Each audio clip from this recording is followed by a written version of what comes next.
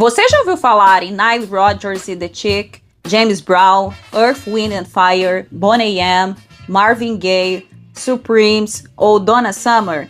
Esses nomes não são apenas lendas da música. Eles foram protagonistas de uma verdadeira revolução cultural que explodiu nos Estados Unidos nos anos 70, unindo ritmo, cultura negra e autoestima. Foi a era do soul, do funk e da disco music, sons que incendiaram pistas de dança e rádios enquanto transmitiam mensagens de orgulho, liberdade corporal, alegria e autoestima. O estilo visual era igualmente poderoso, cabelos Black Power usados como coroas, roupas com estampas coloridas, tecidos metalizados, calças boca de sino, plataformas altíssimas, ombreiras e brilhos por toda parte. The Jackson 5 trazia leveza e o talento juvenil em performances eletrizantes, enquanto Earth, Wind and Fire misturava misticismo e um visual psicodélico. Já Diana Ross trazia em suas músicas temas como amor, superação, independência, embalados por uma sonoridade que misturava soul e disco. Sua presença visual, cabelos volumosos, vestidos glamurosos, inspirava muitas mulheres negras que buscavam se ver representadas com orgulho. Enquanto isso, Donna Summer dominava as pistas com sua potência vocal e batidas envolventes, explorando sensualidade, liberdade e desejo sob a estética vibrante da disco music. Já Nile Rodgers e a banda Chic foram fundamentais para definir a sonoridade e a estética da disco music nos anos 70. Com sua guitarra inconfundível, Nile Rodgers, ao lado do baixista Bernard Edwards, criou músicas que falavam de estilo, liberdade, orgulho negro e também das contradições sociais da época. E essa explosão cultural dos anos 70 ultrapassou fronteiras e, no Brasil, sua influência também deixou marcas profundas, principalmente nos bailes black do Rio de Janeiro. Em 17 de julho de 1976, o Caderno B do Jornal do Brasil, então uma das principais vitrines da cultura e do entretenimento, estampou uma reportagem de 4 páginas sobre um movimento vibrante que tomava conta dos subúrbios das zonas norte e zona oeste do Rio de Janeiro. A matéria, intitulada Black Hill, o orgulho importado de ser negro no Brasil, jogou luz sobre os bailes que reuniam milhares de jovens negros todo fim de semana ao som da black music. Apesar de já movimentarem os bairros periféricos desde o início dos anos 70, esses bailes eram ignorados pelas elites da Zona Sul. Segundo o Petrônio Domingos e Carlos Medeiros, no artigo Black Hill, Música, Política e Identidade Negra, foi só com essa reportagem que o termo Black Hill ganhou força e começou a circular, marcando o nascimento de um fenômeno cultural. E a reação foi imediata a esse movimento. Para setores da direita, os bailes representavam uma ameaça.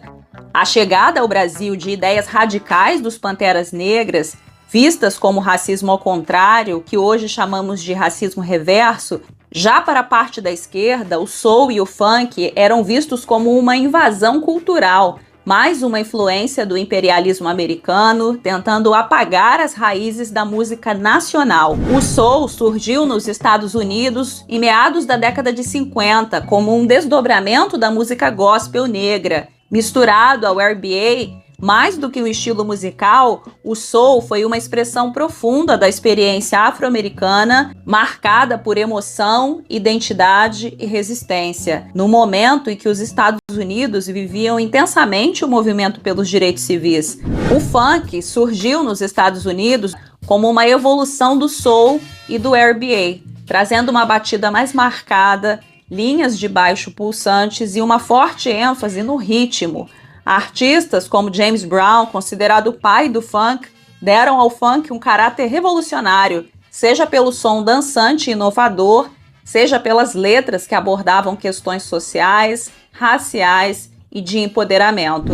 Já a disco music surgiu no início dos anos 70 nos Estados Unidos como uma evolução do soul, do funk e do rhythm and blues, marcada por batidas dançantes, arranjos orquestrais Nascida nas comunidades negras, latinas e LGBT, a disco foi criada nas pistas de dança e refletia um desejo coletivo de liberdade, prazer e celebração, especialmente entre os grupos historicamente marginalizados.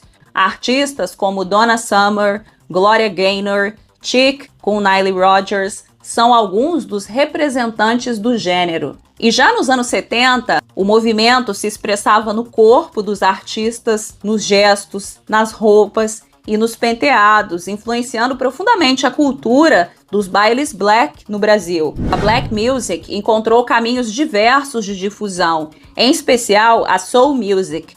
Nomes como Tony Tornado e Tim Maia foram pioneiros em adaptar o funk e o soul às vivências brasileiras.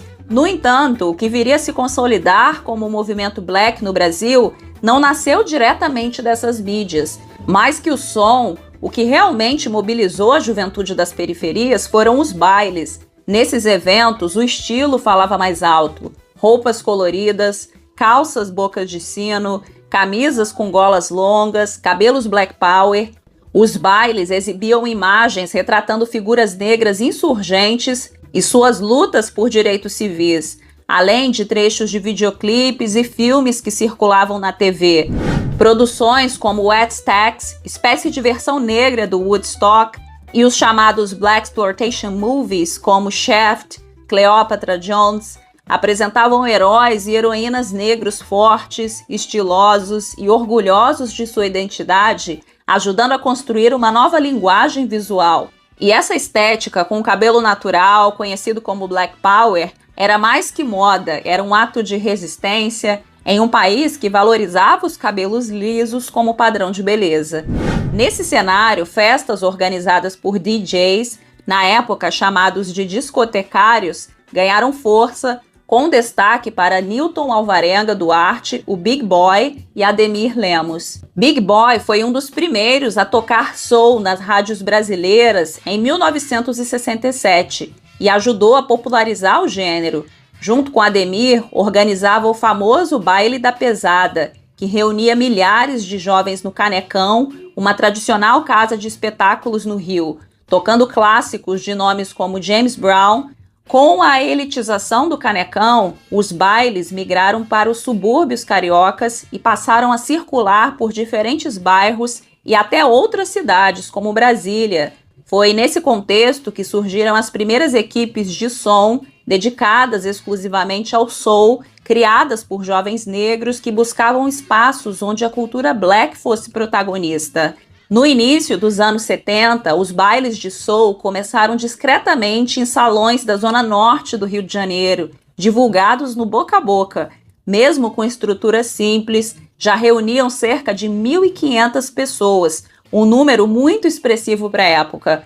Poucos anos depois, esses encontros explodiram, chegavam a reunir até 15 mil pessoas por noite, alcançando mais de 1 milhão de frequentadores nos fins de semana, transformando clubes suburbanos em verdadeiras mega discotecas.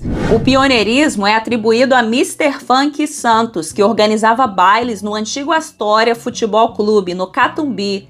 Ali nasceu um dos redutos mais marcantes da cultura soul carioca. Jovens vindos das periferias criaram uma estética própria, baseada no orgulho racial e na sensação de pertencimento, estar entre iguais, sentindo-se bonitos e potentes. A black music não era apenas som, mas um estilo de vida afrocentrado que se espalhou da Zona Norte para toda a cidade. Os frequentadores, conhecidos como blacks, adotavam saudações, roupas vibrantes, penteados black power, óculos estilosos.